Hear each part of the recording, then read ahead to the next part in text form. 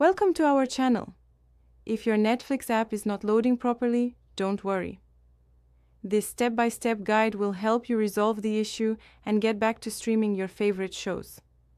Step 1. Check your internet connection by opening another app or website. If nothing loads, restart your router by unplugging it for 30 seconds. Step 2. Force close the Netflix app completely. On your device, swipe up and remove Netflix from recent apps, or go to Settings and force stop the application. Step 3. Clear the Netflix app cache.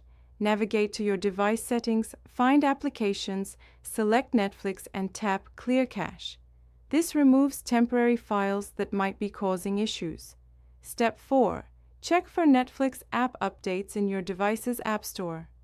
Install any available updates as they often contain bug fixes. Step 5. Restart your device completely.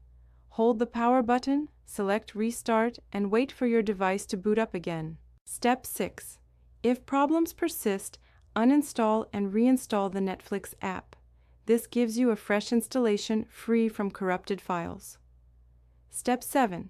Sign out of Netflix and sign back in.